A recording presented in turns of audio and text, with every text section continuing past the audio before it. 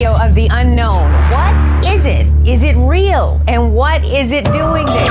Now they're speaking out, saying there are UFOs in U.S. airspace and they need to be taken seriously. A family in Highland, Michigan believes their house is actually haunted and thinks something is harming their little girl. They're unidentified in U.S. airspace. The U.S. Navy has finally acknowledged that videos appearing to show UFOs flying through the air are real. I'm Todd Bates. I've been investigating the paranormal for years, yet still have no definite answers. Join me on this mysterious journey as we discuss all things paranormal, right down to the little gnomes. Why do millions experience these mysterious phenomenon, yet we have no proof? Welcome to Haunted Voices Radio, where I try and gather the pieces that may one day form yet another puzzle.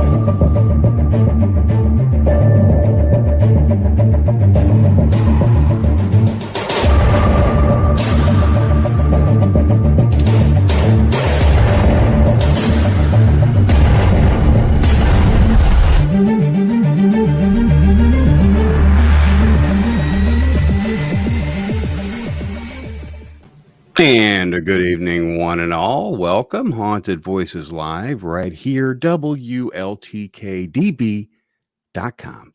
Get over there on the website. You can watch live from there. A little thing about listening live we'll get into here in just a second. Whoops, things happen. But welcome to Haunted Voices. It's an amazing October the 7th. Holy son of a mother. This is flying by so fast. It's so scary. My goodness. This is craziness. But we've got a great show planned for them. We've got a great show. We have got Susan Bernard and crew from the haunted Nevada State Prison. We're going to get it. We're going to go to prison tonight. This is because they're at on location, aren't they, Nicole? At the prison. They're live. Yeah, they're right there. They're live right there. How awesome is that? Holy shnikes. That's going to be great. But we're going to get to them here in a second. But you just got back. How was the OC Paragon? I got to see it again. Yeah, no, it was fun. You know how these work. A lot of fun. I met a lot of new people, a lot of great speakers and vendors. Exhausting, but fun. We can't wait for next year. So good. Yeah, it was a lot of great time. Yeah, I'm glad you had fun there. Those things are a lot of fun. Yeah, speaking of some sound and things, folks, let me get into some issues. We're not going to have any live audio for a little while. The station mixer went out. We'll get one soon.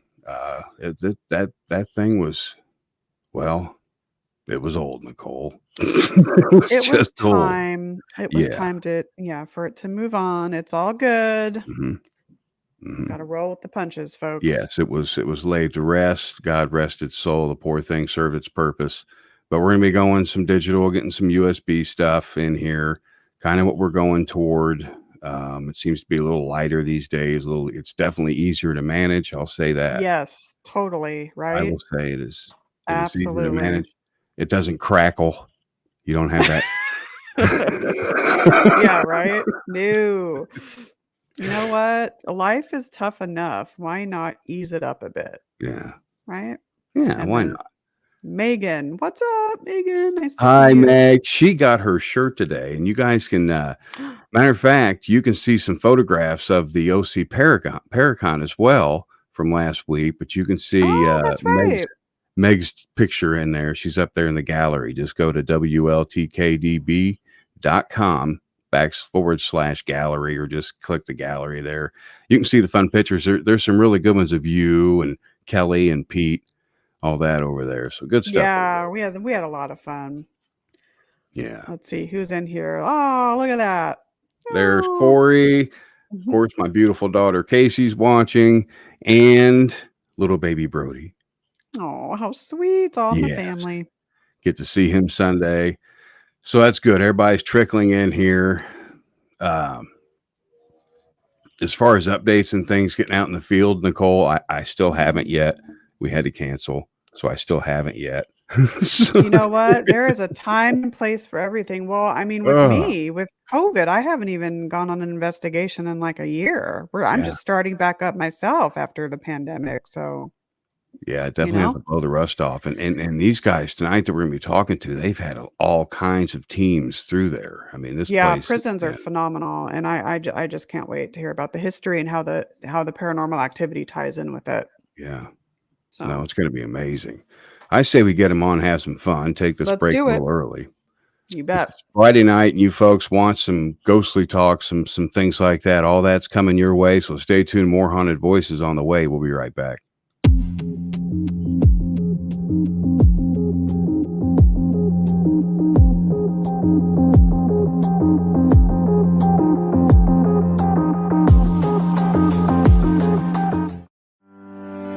Ellie Weisensel's psychic medium is a medical intuitive that specializes as a body code practitioner.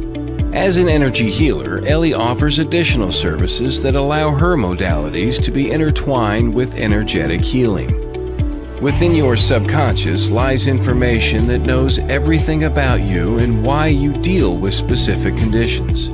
The subconscious can be considered the blueprint to your entire body. With Ellie working physically with your subconscious mind, we detect what negative emotions are trapped and where they are stored within the body that is causing you your emotional and physical pain. This work is designed to remove imbalances and correct them energetically, getting to the root cause of why you have your condition, to help balance your body so it may heal itself. Your body is infinitely wise and wants to be in balance. The body code is not only gentle for humans, but it is also a gentle process to help animals. For more information, contact Ellie Weisensel at the website below.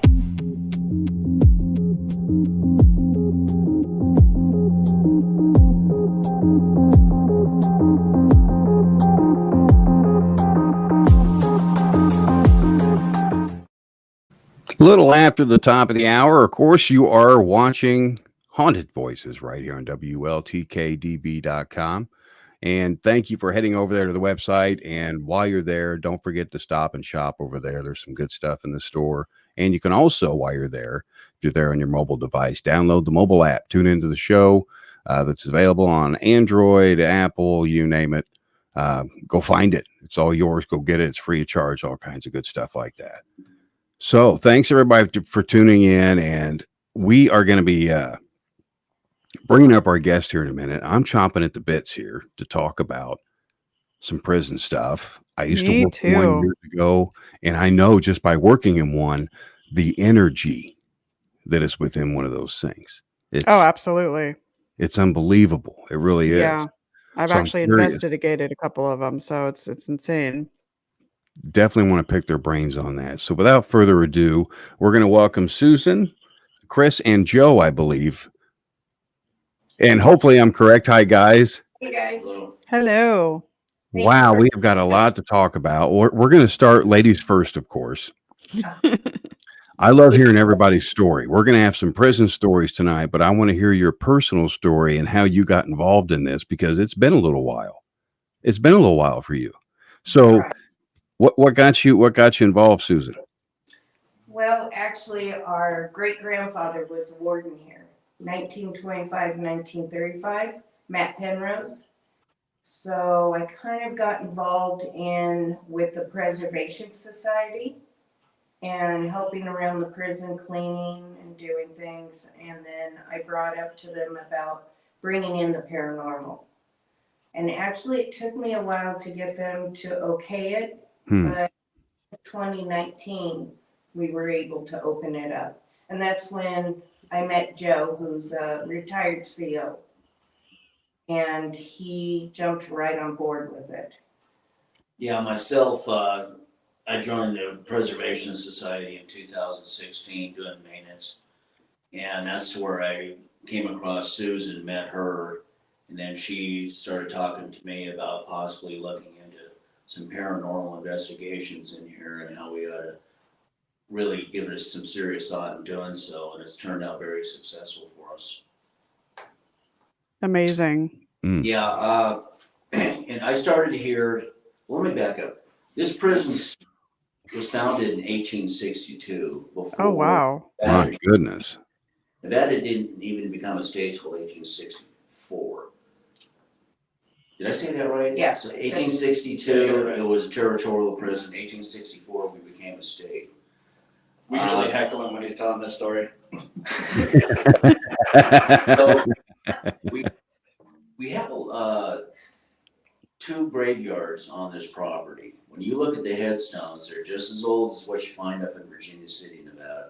A lot of these guys came over from Western Europe. They came over from England, Denmark, Ireland, and sizable graveyards here. There's our methods of execution here. A lot of hangings. We had gas chamber, and then we went into lethal injection. And you know, one thing about Nevada State Prison, these weren't Nevadans. Even today, Nevada is still a transitory state, and our prisons are pretty violent. We've had a lot of guys in here. Most of them, you know, when I started in 1985, Vietnam was just ending. Vietnam ended in 1975. I started here in 85. So when I came in, there was still Vietnam vet inmates and officers. And it was a pretty violent yard at the time. We had a group called the Aryan Warriors. They weren't quite as recognized as the ABs, the Aryan Brotherhood out of California, but they definitely held their own. They did a lot of stickings in here, several murders, inmates upon inmates killing each other. We had quite a few incidences in the culinary. So yeah, it's got quite a history here. My goodness. Jeez. Just the energy alone. No, I know, right? Tell me about it. Like, I don't know, I can tell you a couple inmate killing stories if that's what you want to hear. Or you want to go. Whatever you want to share. Whatever you think is donated to the haunting, basically, to the haunting of the All place. of What is? Well, yeah, we've got some things in here, but there's kind of one that I have kind of a paranormal connection to. Is there was this one inmate that worked in the culinary. I used to drive the food cart. Whenever I'd go in there, his name was Ron. He'd always come up to me, all friendly. Hey, Officer Kinsley, talking to him. The guy was like, you're kind of creepy, but I put up with him.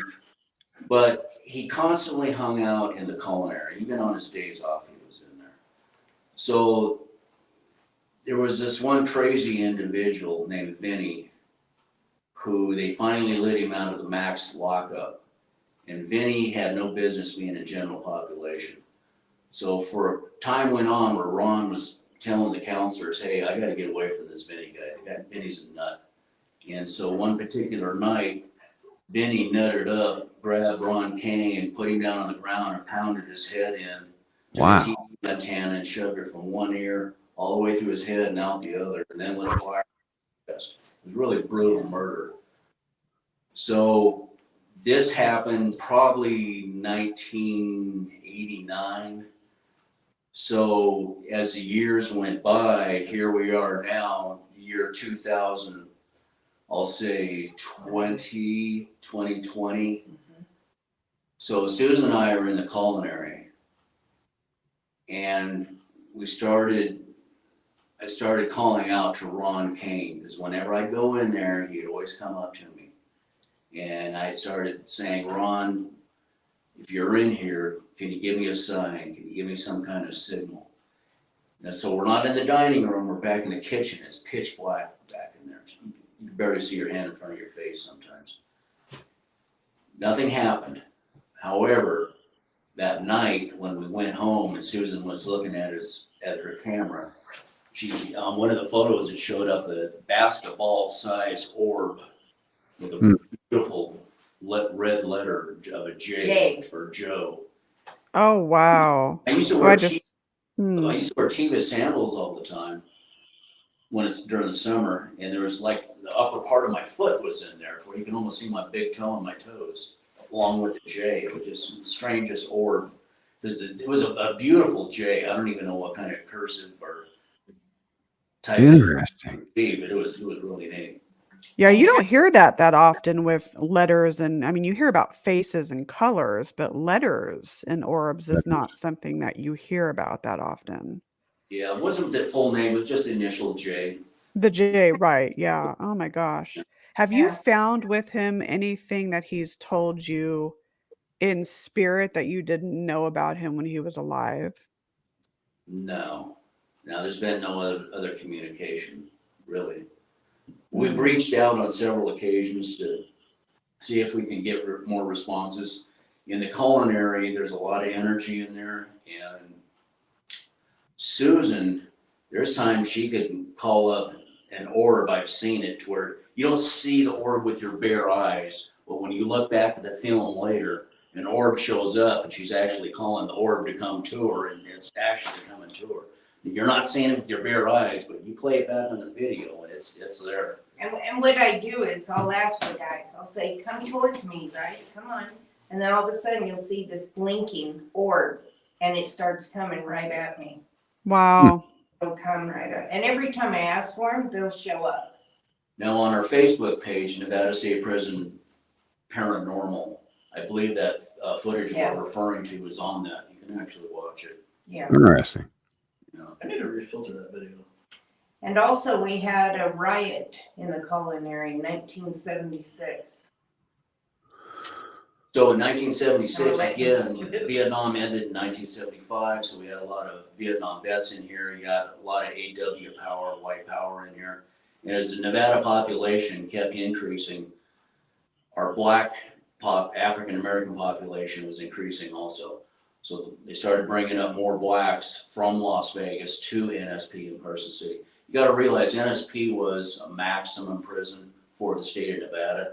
So when the inmates committed a crime, they fail, so to speak, in Las Vegas generally. Las Vegas is 500 miles south of us.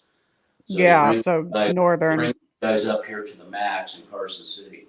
Well, blacks started thinking they were going to start running some roughshod over some of the whites, and these whites weren't having it. And 1976, the white boys got together in the culinary, and they had a lot of prison-made knives and shanks. And they went to town. They killed 2 inmates in there and stabbed probably about 5 others. Jeez. And 2 of those, Ralph and Harold, they communicate with us in the culinary. We can actually call them, ask them for their names. They'll say their names. We've had other people get EVPs with their names. We also have a Ralph and Harold and Daryl. Daryl, who used to hang out. Yeah. And back in the kitchen, Sue has one photo I found pretty interesting too, is that the orbs, I think there's, I don't know, maybe 5 of them. They look like green glass balls floating in the air. It's pretty phenomenal when you look at it. And we have no power in there. There's nothing to create this. You know, when we were in the Para-Unity in Las Vegas, I had this one lady show up, and unfortunately I didn't get her name, but she's pretty advanced. She was going to do a speech that day up on stage, and she was looking at that picture, and she described exactly what it was, and she said it's a pretty phenomenal catch what you have there. Yeah. So once again, if you go on our page, you can see it. Nice. Definitely will do that. Sounds like it's very visual and very audio friendly. Oh, yes. Yeah. Sometimes. Yeah, well, I don't think there's anything that bad. If you want something bad, it's going to come. But Thank you. pretty much everything we have here, you know, I feel like I know they were bad in life, but who are we to label them in the Oh end? yeah, who are we to judge? Right. Mhm. I don't call them demons or anything. We have a lot of investigators come here and they don't get one word saying demon. Right. I had a team come in and demon was mentioned in their EVP, and right away I just walked up there and said, no, we're not playing this. Yeah, I'm see, like, I respect you greatly for that because, you know, it's you have human energies that maybe didn't live the most positive life, and they're going to perhaps retain that in spirit form, but that does not make them something malevolent or evil. So there's You know that there's a responsibility with classifying energies there, so I respect that. And we look each other because all three of us have encountered, I call them our blob. And our friend Jackie was filming me, and I'm standing in the women's, and I have a spirit box. And again, you could see this on our Facebook. And I'm standing there holding the spirit box, and a green thing jumps out, moves my hair, and I don't feel any of this. I get home. But this black thing comes down behind me and peeks around and goes back. When it went back, you hear him in the background saying, I was getting a headache. he was getting a headache. And I'd been up in this area before I even got involved in paranormal, where I was feeling high energy, feeling nauseous, Yeah. heart rate's up, and I had no idea of anything about paranormal. So I've been hit up there pretty strong before. A couple months go by, I'm up there with an individual that is also into paranormal. We're up there again. I'm again getting hit real strong. He's getting hit. We're not saying anything to each other. When we leave the area, go down through the cell house and get out into the main yard out there, he says, man, I don't know about you, but when I was up there, I was really getting hit with some high energy. So that particular area, we set up some devices where we've had quite a success with the utilization of those devices to where they could work. It's one of our hot areas up there. And it's right by the death chamber. Oh, of course. That holds a lot of energy. And Chris, we were down the women's, and I kept seeing the shadow with my own eyes coming towards us. I was with Mandy, and it's coming towards us, and we couldn't see the other investigators because of the black blob, I call it. And then all of a sudden it disappeared, and we're calling out to Chris. And then what happened to you? So I was checking out something else. There's a stairwell right by where we were investigating, and it sounded like somebody was coming up the stairs. So I'm getting ready to pounce on somebody and scare the crap out of them for coming up the stairs. And I hear these guys calling me, and I'm like, no, not now, not now. So I'm like, okay, fine. But I turn around, and as I turn around, the entire hallway goes black, and I'm standing face to face with something twice my size. Ooh. The dude was stand there and go, how's it going? And then it dissipated. Who was the tallest inmate that you can, Yeah.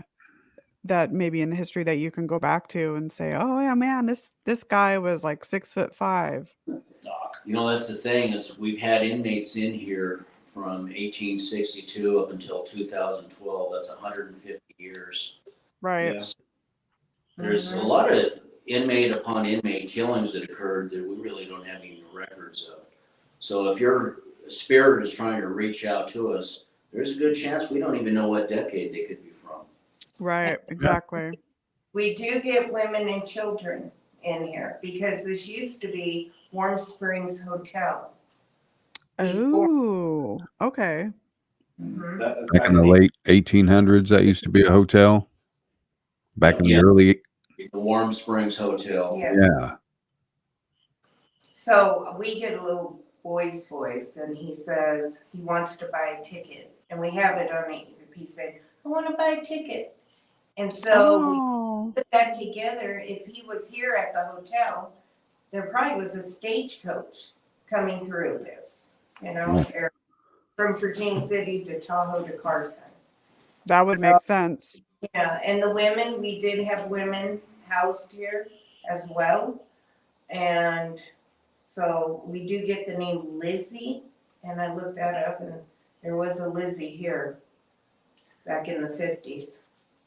Yeah, up on the cell house is 4 stories tall. It's a very large building, and there's other wings. I'm pretending like I'm not hearing that.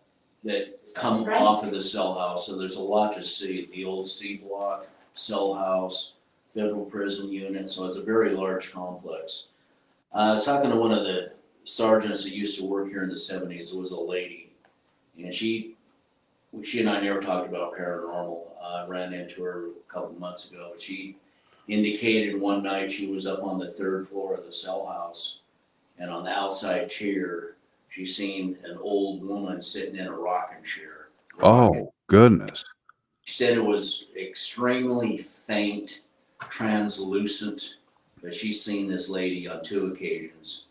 And she had a pretty good rapport with the inmates back then. And there was a couple of inmates that indicated to her that they've seen it also. So. And I've had inmates get a hold of me and tell me on that level they've seen that. Yeah, we've been having ex-cons reach out to us and throwing their 2 cents in on what they observed while they're here also. The paranormal. Yeah, that's what I'd be curious about, is what they have seen as well.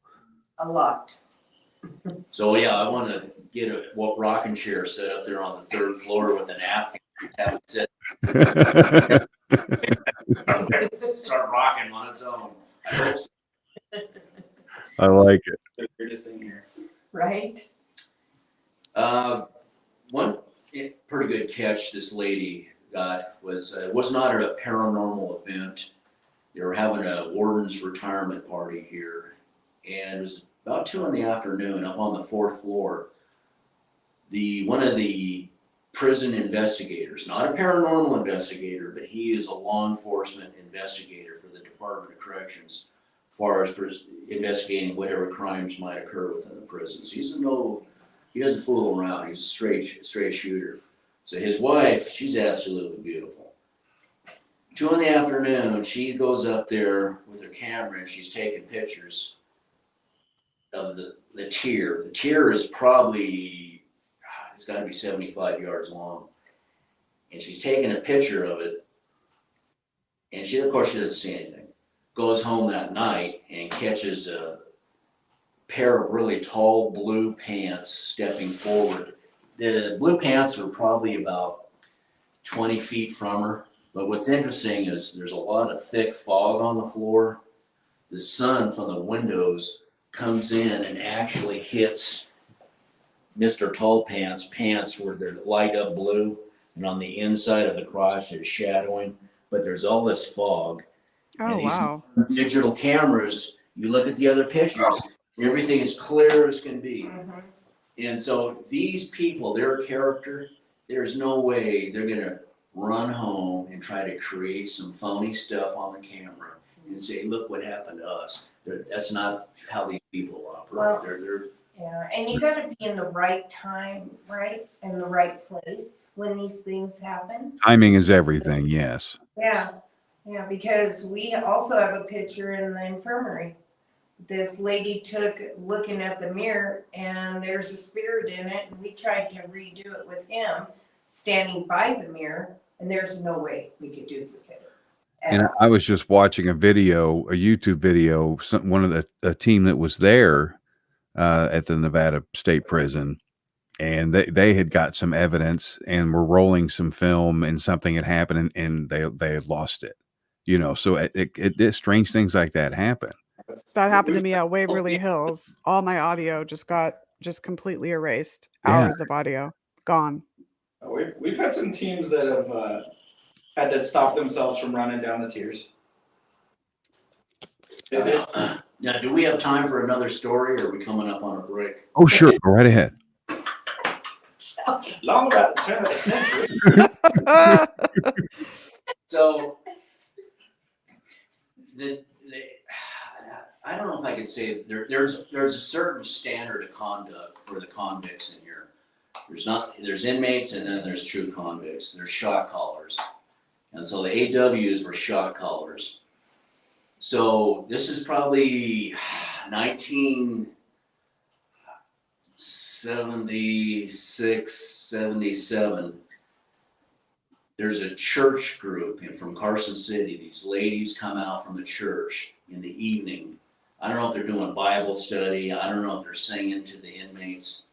But some of these unsavory inmates, you can't classify all of them. Everybody's individual. There's certain groups, just like out in society. You have people are very smart, people that aren't that smart, people have wealth. There's its own little society in there.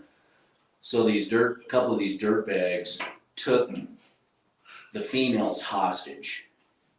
They didn't do anything wrong, harmful to the women, just traumatized them probably. And so the hostage situation went for a couple hours, and they squashed it. The inmates let the ladies go. Well, the AWs, the next day when they found out what happened, when they found out that these women were going to take the time out of their lives to come to this prison to see these guys, and they pull a stunt like that, when those guys, they had to go protective custody, known as PC. Those guys PC up, and I mean, today, if they're even alive, they're still on PC. Yeah, those guys will never get out. That's so insane. The point of what I'm trying to say is, even our female officers in here, there was a certain conduct. You better not walk up and like inappropriately touch a female officer, pinch them on the butt. You're going to be answering to inmates. They're going to say, hey, you're going to be in way too much heat on this tier, and then more than likely that thumping. So I was going to say, however, the spirits do touch me. So we have this gal who she's with, but yes. The Silent Explorers. Yeah. Okay. So she is in the infirmary, and she tells me that she got inappropriately touched in there. And so later, when we looked back at the film, it just once again, this should be a clear digital shot, but it's not. It's her. But things are kind of stretched like 3D, and there's like three guys behind her, and some of them had an arm standing behind her like this, like jeez, no, like they were looking after her. Yeah, you're not gonna pull that shit in here. That it had one of those. It looked like to me that's what was going down, just by body. Working in here for a long time with inmates, you understand body language. Absolutely. Yeah, it was pretty impressive. very active. So give us an idea too of the, you mentioned this, but the size of it and how many total cells, all the cell blocks and like the square footage of this place. You know, I don't have that kind of statistics, but it's multiple miles. I mean, I can see the picture of the bat. I mean, it looks pretty, pretty expansive. Yeah, because see, there's the old section. This is the cell house. It's probably Here, I'll hold it. There. aqua blue, and then you have another building that's just as long. Your Yeah. death row is up in here. Max housing, the end of the road was in here. Disciplinary detention, culinary. So in 1980, that's when they started building these newer units up the hill. Called that Because of the Nevada population kept increasing, and so did their prison population. So these units here, there's been brutal murders in every one of them. Jeez. We've had some really good activity in the max housing unit up there, where we bring that music box in. There's one tier, those guys just won't leave it alone. Oh, I can imagine that. We had one. Against the wall. Yeah. We had one paranormal team up here. He was pretty pessimistic about the whole thing, but when we had that music box going up there in Unit 12, he was pretty impressed. That thing just wouldn't shut up. I took the music box to my house, and it doesn't make a sound. Yeah. And But there, right? went in the first time, she says it never makes a noise in her house either. But when it came in here, it was singing like a song in here. In some areas. Jeez. Some areas. Yeah. Yeah. And they'll play along with us. Like it almost sounds like what I want to say it was SOS. Morse code. Morse code. It sounds like Morse code. Because you know how the music boxes play little music. Ours, ding, ding, ding, ding. I mean, they're slowing it down to where it sounds like Morse code. We'll play some games with them. We'll do a knocking, like dun, dun, dun, dun, dun. And then the music box will sit there and stare at it. And 30 seconds we hear ding, ding. Oh, wow. Video. Shave and a haircut. Yep. Yeah, it's pretty cool how they communicate with us. Yeah, it's That neat. is I mean, how they amazing. developed a relationship with you guys. Well, you know, Oh, yeah. like in the culinary one afternoon, Susan and I were sweeping it out. She had her little devices set up, and as I'm walking in, what she said something like, "Hey guys, what's my name?" And I swear to God, that box it clear as day, Susan. And I was like, My spirit box. yeah, it was like, that really impressed me. And it answered right after. There's an So- advantage to them knowing you. Yeah. It really Oh. is. So that's Well, awesome. we do a lot of cleaning. We're maintenance here as well. So we're constantly sweeping the cells. Joe's been working on a lot of projects outside. You see, right next door to Nevada State Prison is Warm Springs Correctional Center. It's an active prison. Yeah. So a lot of the staff over there, they know me. And so still today, we've been able to have some inmates come over to work with me to where we can get garden hoses up there in the cell house. We're hosing it down, big push rooms. So we have a clean facility. We don't have a bunch of pigeon droppings and real heavy dust. Everybody that comes in is pretty surprised how clean this place is. Good. That's you good have- to hear. That's He's real got, good to hear. he's got a good story. You gotta hear this one. So I mess with the spirits a lot because I tell jokes, like just really horrible dad jokes throughout the cell. We Susan, all need comedy. We all need Well, comedy. we were So up the hill in 13, which is one of the bigger cell houses. And it was right after they had this live action role play, so they had these little pellets all over they were just all over the prison. And I was standing there because I was getting tired of sweeping them, and I was like, okay guys, listen, if you're here and you want to show yourselves, push all the pellets into the hallway. And we're standing there, and then all of a sudden the hallway is full of pellets. what? Come on. And on the other hand, I needed to run out the building for a minute. That was last year. Wow. But we both stood there looking at each other like It was just us. I mean, thank you, I guess. Yeah. How funny is that? That's cute Help though. clean sometimes. Well, it's good. You guys have developed a relationship, a camaraderie with them, Well, and they're our coworkers. they obviously trust you a lot. You don't see them as performers or anything like that. You don't provoke them or anything, and so they're going to have that respect for you, I think. Now, do you have problems with other teams coming in there and stirring things up? I'm pretty stern about no Ouija boards, no witching, don't call these spirits demons, like I said. You know, all you have to do is carry a conversation with them and they'll communicate with you. Treat them Yeah. like people, right? Yeah. Treat them we like actually, people. we actually have Vegas Paranormal coming for her 4th time tomorrow night. And she just can't get enough of the place.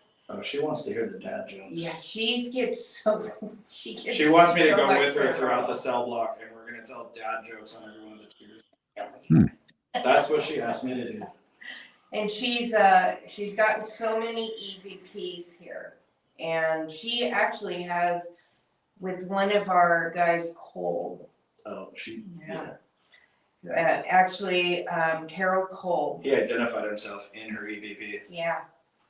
And he goes by Eddie, but if you call him Carol, he kind of won't answer you. He will answer you as Mr. Cole or Eddie. Or And he's a Edward. documented inmate, correct? Yes. He was on death row and he was executed in probably lethal injection. He was the first Lethal one. injection. Yeah, first Yeah. one who was in the lethal injection. My goodness. But Jeez. we've had investigators take a picture of the table in there, and you can see a silhouette of him standing in there. And we've opened it up, you and I, and we've said, Carol Cole, come on out, come on out. And the EVP says, I can't. Hmm. So that actually leads me to my next question, because you know, with prisons there's this type of energy. Do you feel that they want to be there? Do you think that they're stuck? Is there anything done to try to give them more peace at all that you've done or anything like I that? think it's their hell. That's what I think. I think, and I don't know what anybody else believes. My faith is, I believe in the white light, I believe in Jesus. Mhm. But I also believe in aliens, because we've had a couple of pictures of aliens in here too. Oh yeah, I don't doubt Oh, yeah. that. But as far as them being stuck here, I think, yes, they're stuck here for a reason. Like Carol Cole, I don't think he ever, allowed himself to say, okay, I was bad or whatever. I think, like I said, this is his hell. And this land, you guys, it used to be run by Native Americans. You have to remember this land is so old, so the energy with the warm springs we have here on the property as well, that also brings a lot of energy in the place. All those different layers of energy for sure. So Yeah, you with it do being on tours on Native the prop. American ground. Sorry, Todd, Um, what did you say? no, with it being on Native American ground, with Chris's experience, seeing that big, tall, a lot of the Native American guardian spirits, they're very tall, shadow-like. Wonder if that was what that was. Very well could be. I've seen him out around the fence line quite a few times too, Mm-hmm. and he's never been small, that's for sure. Yeah. But the perimeter guards have chased him around too. Yeah, that's what had me thinking, was because I'd run into one of those myself years ago, and that's exactly what it sounded like. And if you just sealed it right there, saying it was on Native American land, perhaps that's what it was. Well, and then we have a sweat lodge behind the culinary. So you have Native Americans, doing their own worshiping there, who says they didn't put a protection on the land while they were here in NSP. That's why I don't call that blob anything bad, because it's never hurt me. It shows up wherever I am, though. If I'm on the third level, it's on the ground, it walks with me, and then it First time I saw disappears. him with you, though. So I started this a year ago, and we were out in the yard watching the teams as they were going through the cell houses. And I'm just sitting there, and I'm like, Susan, don't move. She's like, why? And I was like, there's something over by your ankle. Like, it looks like it might be a raccoon.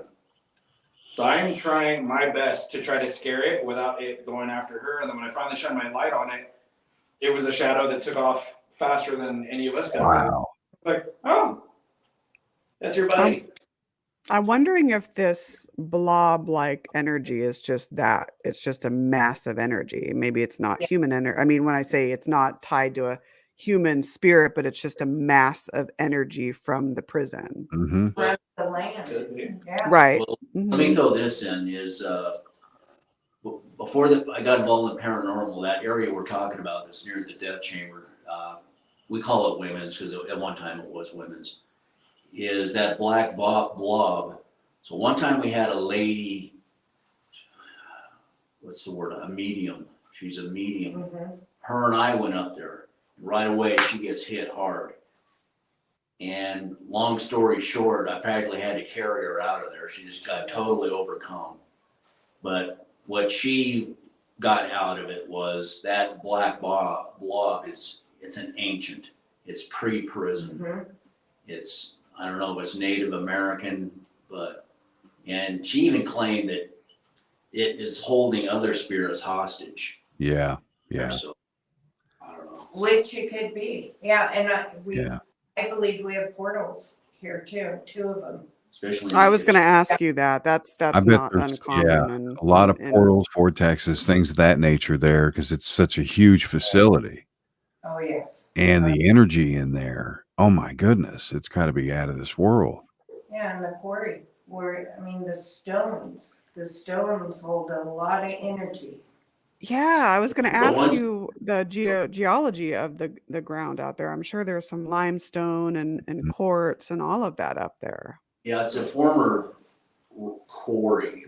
So Okay. they would quarry large blocks, haul them downtown Carson City, and that's what our state capitol is built out of. The museum, the courthouse. There's a lot of old Victorian style homes that are been constructed from the quarry from this site here. So a lot of it at one time was more higher in level and then brought down. And we have a sizable cave here too that the inmates dug out. And it's kind of interesting, when you look at the door of it, it doesn't look that big, but when you walk into it, you could fit probably 6 or 7 full-size American vans in there easily. And then we have mammoth tracks here. Yeah. Oh, wow. So it goes back pretty far. I just believe the black blob is an entity that never lived, like you were saying. It never, like Tina was saying, it was never alive. It's a form of big energy, a lot of Yeah, energy. that's kind of, yeah, I would have to That agree would with make that. sense. But you guys have got to go onto the Facebook site and watch it. I mean, he even took and filtered it. Tell him what you saw there. So I've been revisiting all of our old videos lately, and I've been cleaning them up with better video and just trying to look at better audio and everything. And they just get worse. Like, I can't discredit them, and they're just getting harder and harder to discredit the more I zoom in things, the more I clean them up. Like the one that I did today, it was the shadow that came from behind her. When I zoom in on it, when I slowed it down, it's like, that thing's transparent. Like, it's not that it's a shadow from some light source being blocked, it's that it's something that's absorbing light, and you can see how the wavelength of it, when you're looking at it under different spectrums, it's almost as though it flows like smoke would, only without the flow of gravity. And actually, you guys, that's going to be on Paranormal Caught on Video. They got a Oh, whole- okay. So they took that tape and just said, "Oh my gosh, you got the real deal." And we kind of all looked at each other like, we don't make anything up. These spirits, you don't have to. You don't have to. At all. I don't know why people feel like we have to make anything up. We're just bars and concrete walls. I just laugh when they say, Well, if I had to make anything up, I wouldn't even be involved in this. Right. I would say I would kick a team out if they did that. I'd be like, I'm sorry, Yeah. you're no longer. I want to come Time to visit go. this place. Yeah. I do. Yeah. Yeah, and it's horrible, but you have to pay attention who comes in here. I've had Absolutely. people saying they're demonologists and Yeah. that they come in here and get rid of all my demons, and I'm like, Oh, man. wrong prison, not this one. No. That's not No. what this is about, I mean, it's exciting to know there's something more to the afterlife, and it's not all bad. They're just trying You're to right. communicate in a different dimension. That's I respect you for that. And it sounds like the energies there know that you have that all of you have this respect for the prison. So I am sure that they appreciate that. Oh yeah. So Too.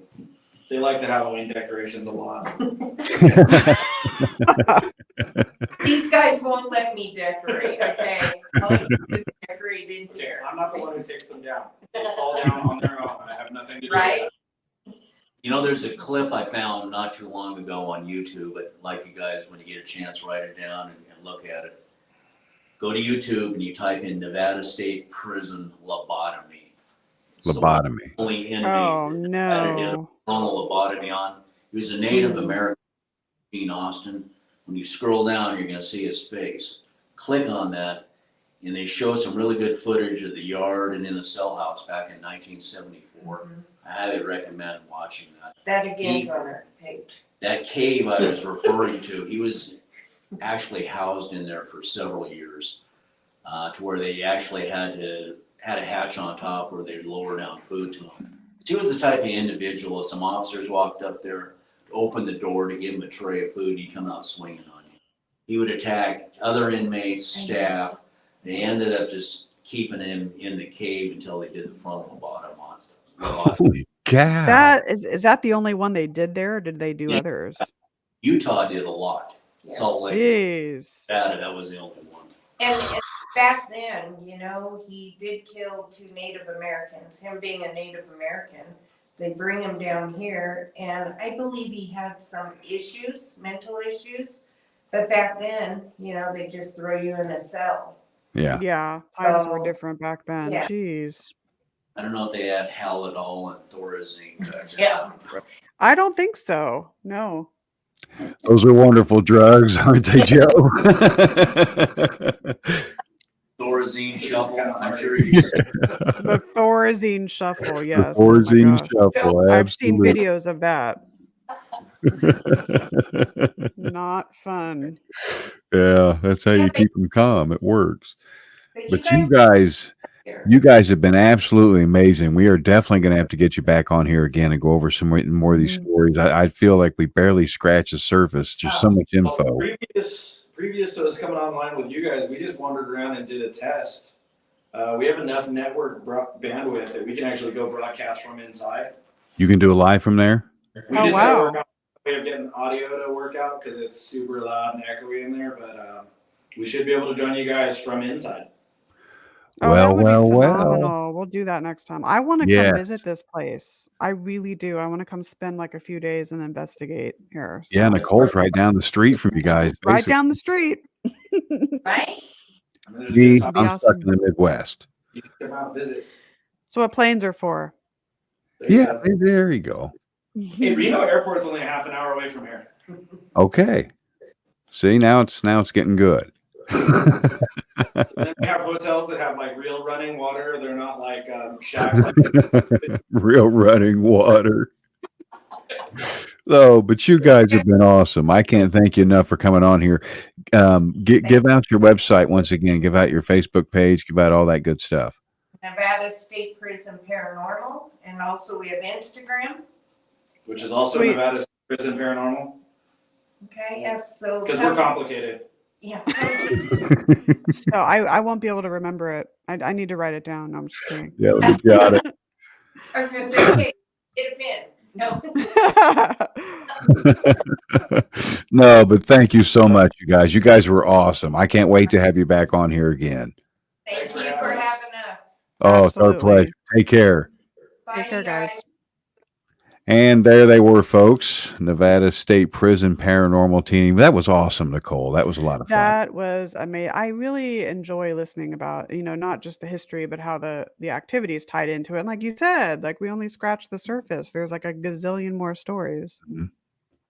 So much to talk about, so much to do. So we're definitely going to have them back. Going to have them back and to go over some more good stuff. And I'm sure they're going to have a lot more teams through there.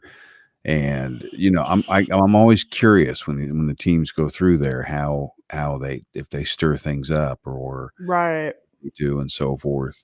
Yeah, it's interesting stuff. We've got some awesome people coming up here on the show, Nicole. Yes, we do. Next week we've got Lisa Crick, Nicole Tito. Yep. We're going to be talking Estes Method. We're going to be talking some ITC with those two. And then following that, we've got Rob Thompson of the Ghost Finders. We're going to be talking with him about his spirit mediumship. I'm curious to find out the difference between a spirit medium, a psychic medium, and the one that starts with the E. Oh, that's evidential mediumship. Yes, evidential, thank you. Mm-hmm. That type. Because there's all these differences. So I'm curious about that. Rob's going to tell us about that. So we got some good stuff coming up, and want to thank each and every one of you for taking time out of your busy schedules for watching the live show. It's hard to do that. It's hard to pin down somebody for a live show these days. And we understand. It is.